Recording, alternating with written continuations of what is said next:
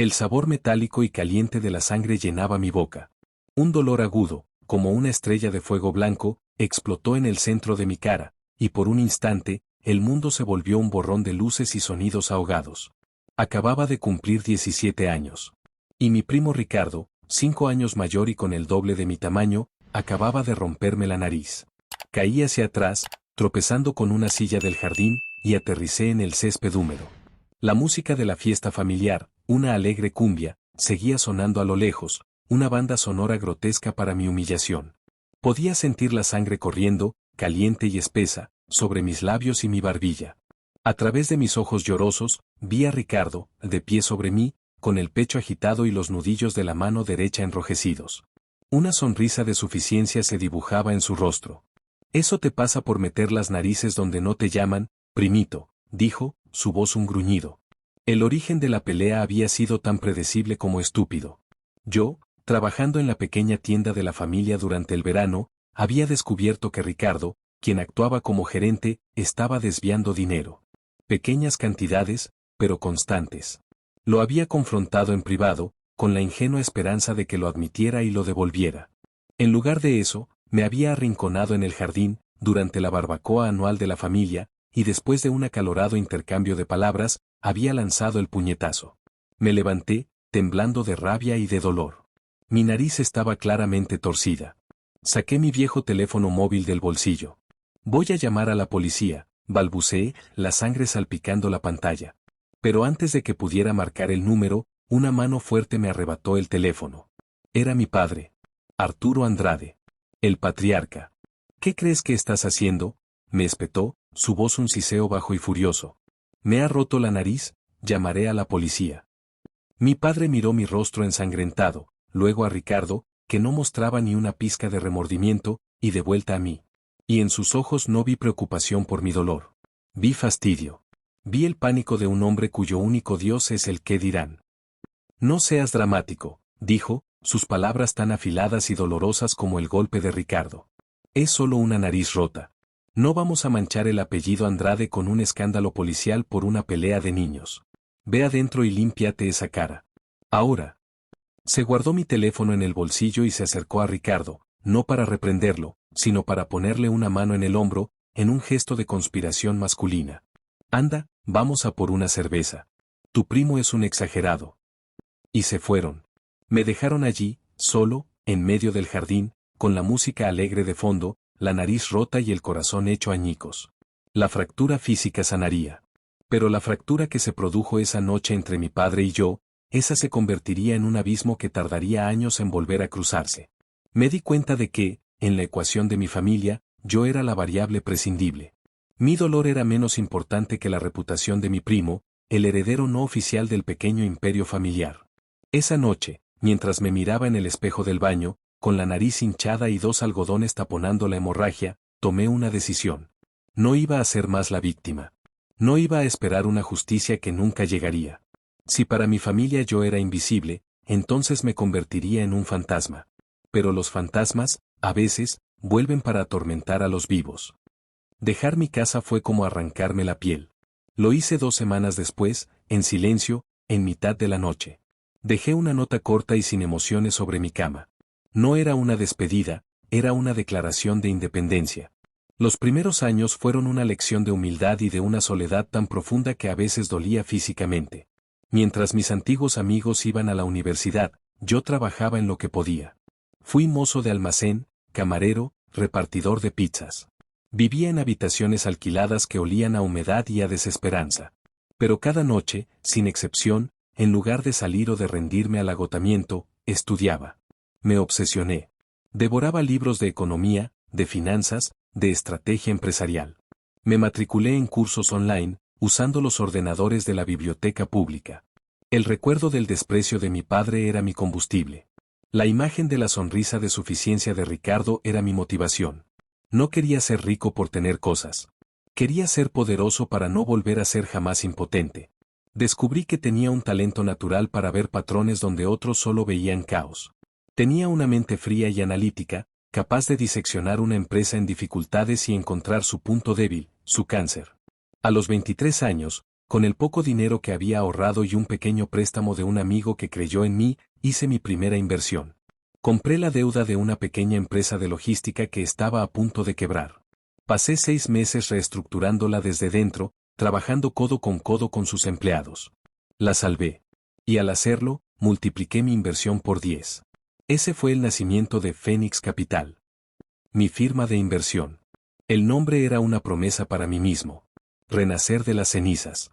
Durante la siguiente década, Phoenix Capital creció de forma exponencial. Nos convertimos en especialistas en lo que el mercado llama inversión de riesgo o, menos amablemente, capital buitre. Comprábamos empresas al borde de la muerte, las saneábamos, las hacíamos eficientes y, a veces, las vendíamos. Mi reputación en los círculos financieros creció. Era conocido como un estratega brillante, pero también como alguien despiadado y sin rostro. Nadie conocía mi cara. Usaba intermediarios, operaba a través de capas de sociedades. Mi anonimato era mi mayor activo. Me permitía moverme con libertad, sin el bagaje de mi pasado.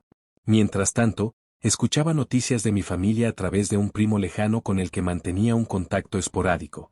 Ricardo, como era de esperar, había asumido la dirección de Industrias Andrade, el negocio de distribución de alimentos que mi abuelo había fundado. Mi padre se había jubilado, dejándole el trono a su sobrino favorito. Y Ricardo, con su arrogancia y su incompetencia, estaba haciendo exactamente lo que yo esperaba, llevar la empresa a la ruina. Firmaba contratos desastrosos para aparentar crecimiento. Gastaba fortunas en lujos innecesarios, como palcos en el estadio y coches de empresa de alta gama. Despedía a los empleados más antiguos y leales para contratar a sus amigos. Yo observaba todo desde la distancia, como un entomólogo que estudia la lenta e inevitable decadencia de una colonia de termitas. No sentía alegría. Sentía una especie de confirmación fría y amarga. El carácter de una persona es su destino. Y el carácter de Ricardo era el de la destrucción. Y entonces, hace 3 meses, el destino llamó a mi puerta. Mi director de análisis entró en mi despacho. Julián, dijo, tenemos una nueva oportunidad sobre la mesa. Una empresa familiar de distribución, Industrias Andrade. Están hasta el cuello de deudas. Los bancos están a punto de ejecutar los préstamos. Podríamos adquirirla por una fracción de su valor real. Mi corazón dio un vuelco, pero mi rostro permaneció impasible. Interesante, dije. Prepárame un informe completo. Quiero saberlo todo. 2 semanas después, sonó el teléfono de mi oficina privada. Era un número que no reconocía. Contesté. ¿Hola? Hubo una pausa. Luego, una voz que no había escuchado en más de 15 años. Una voz más vieja, más débil, quebrada por el pánico. ¿Julián? Hijo, ¿eres tú? Era mi padre. He conseguido tu número a través de tu primo Marcos, continuó, atropelladamente. Hijo, sé que han pasado muchos años. Pero estamos en problemas. La empresa. Ricardo ha cometido algunos errores. Estamos a punto de perderlo todo. El banco nos va a quitar la casa. No sabía a quién más recurrir. Me quedé en silencio, escuchando su súplica desesperada. El mismo hombre que me había dicho que una nariz rota no era nada, ahora me lloraba por unos números rotos. Lo siento, padre, le dije, mi voz sonando extrañamente calmada. Pero yo no soy un banco. Por favor, Julián, un préstamo, lo que sea, es el legado de tu abuelo. Lo pensaré, le dije. Y colgué. Pero no pensé en un préstamo. Pensé en algo mucho mejor. Le dije a mi equipo en Phoenix Capital que prepararan una oferta para adquirir la totalidad de la deuda de Industrias Andrade. Compramos su desesperación. Nos convertimos en sus únicos acreedores. En sus dueños. Y entonces, convoqué una junta de acreedores extraordinaria. Y me aseguré de que mi padre y mi primo Ricardo fueran citados a asistir. La sala de juntas de mi firma es todo lo que la oficina de mi padre nunca fue. Es minimalista, de cristal y acero, con una vista panorámica de la ciudad desde el piso 50. Es un lugar que irradia poder frío y eficiencia. Me senté en la cabecera de la larga mesa, esperando. A mi lado, mis socios, los únicos que conocían toda la historia. La puerta se abrió y entraron ellos. Mi padre, Arturo, con el rostro gris y demacrado, su traje caro ahora demasiado grande para su cuerpo encogido por el estrés. Y mi primo, Ricardo, tratando de mantener una fachada de arrogancia, pero con el sudor brillando en su frente. No me reconocieron al principio. Vieron a un hombre joven, de unos 30 y tantos años, con un traje impecable, sentado en el lugar de poder. Miraron a mis socios, esperando que ellos hablaran. Señores Andrade, comenzó mi socio principal, gracias por venir. Como saben, Phoenix Capital ha adquirido la totalidad de la deuda de su compañía. Y estamos aquí para discutir el futuro. O la falta de él. Podemos recuperarnos, dijo Ricardo, su voz intentando ser firme. Solo necesitamos una reestructuración de la deuda, un poco más de tiempo. El tiempo se ha acabado, lo interrumpí, hablando por primera vez. Ambos se giraron para mirarme. Y fue entonces cuando lo vieron. El reconocimiento amaneció en sus ojos, lento y horrible. La confusión, la incredulidad, y finalmente, el pánico puro. «Julián», susurró mi padre, como si hubiera visto a un fantasma. Ricardo se quedó mudo, su rostro perdiendo todo el color. Yo me recliné en mi silla. «Hola, padre. Hola, primo. Qué pequeño es el mundo, ¿verdad?» «¿Tú?», balbuceó mi padre. «Phoenix Capital, ¿eres tú?» «Digamos que soy un socio fundador», respondí, con una sonrisa gélida. «Y como tal, me tomo muy en serio mis inversiones. Y vuestra empresa, lamento decirlo, ha sido la peor inversión de mi cartera». Me levanté y empecé a caminar por la sala, como un depredador que rodea a su presa. He pasado las últimas semanas revisando sus libros. Y es un poema a la incompetencia. Contratos inflados para beneficiar a tus amigos, Ricardo. Viajes de lujo cargados a la cuenta de la empresa. Una estrategia de expansión suicida sin ningún análisis de mercado. Es la misma imprudencia, la misma violencia descuidada que usabas con los puños. Me detuve frente a él. Pero el verdadero problema no es solo él, dije, mirando a mi padre. Es la cultura que lo permitió. La cultura de mirar hacia otro lado. La de no crear problemas. La de ignorar una fractura con tal de no tener que lidiar con el escándalo. «Julián, por favor», suplicó mi padre, poniéndose de pie. «Somos familia. Es el negocio del abuelo. No te atrevas a usar su nombre», le espeté, mi voz finalmente mostrando una fisura de la rabia que había guardado durante 15 años. «El abuelo construyó esta empresa con honestidad y sudor, y ustedes la han convertido en su casino privado, la han deshonrado». Me calmé. Volví a la cabecera de la mesa. «He tomado una decisión», anuncié, mi voz de nuevo fría y profesional. «Y no voy a permitir que Industrias Andrade muera. Voy a salvarla». Un atisbo de esperanza brilló en sus ojos. Una esperanza patética y equivocada. «Voy a salvarla», repetí, «de ustedes. Phoenix Capital va a ejecutar la deuda. Asumiremos el control total de la compañía, el 100% de las acciones. La empresa seguirá funcionando. Los empleados, los que sí trabajan, conservarán sus puestos. Pero la familia Andrade, a partir de hoy, está fuera». «Ricardo», dije, mirándolo fijamente. «Estás despedido. Tienes 24 horas para limpiar tu despacho. Mi equipo de seguridad se asegurará de que no te lleves nada que no sea tuyo.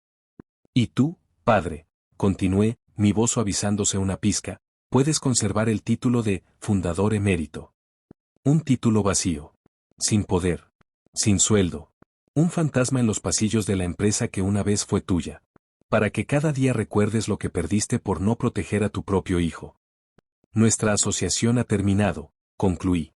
«Y mi paciencia, también». La toma de control fue rápida y eficiente. Ricardo desapareció en la irrelevancia. Mi padre, como le prometí, se convirtió en una sombra en su antiguo reino. Yo me dediqué a reconstruir la empresa. Promoví a los talentos que habían sido ignorados. Implementé nuevas tecnologías. Y en un año, Industrias Andrade, ahora bajo un nuevo nombre, volvió a ser líder en su sector. Un día, mi padre me pidió verme. Nos encontramos en una cafetería anónima. Se veía viejo, derrotado. «Me equivoqué, Julián», me dijo, su voz apenas un susurro. «Esa noche. Debí protegerte. No era solo una nariz rota. Era todo lo demás. Y no lo vi. Lo siento». Fue la primera vez que me pedía perdón. Asentí. «Lo sé, papá. No sé si algún día podré perdonarlo del todo. Las cicatrices, incluso las que no se ven, a veces duelen para siempre. La desviación en mi tabique nasal es un recordatorio físico permanente de esa noche. Pero he aprendido algo. La fuerza no reside en la capacidad de dar un golpe, sino en la capacidad de soportarlo y usar ese dolor para construir algo más fuerte que tú mismo. No busqué venganza. Busqué un equilibrio. Una justicia kármica. Salvé el legado de mi abuelo, no de los extraños, sino de su propia sangre. Y al hacerlo, me salvé a mí mismo. Tuve que romperme por completo para poder reconstruirme como el hombre que soy hoy. Un hombre que ya nadie, nunca más, podrá llamar dramático.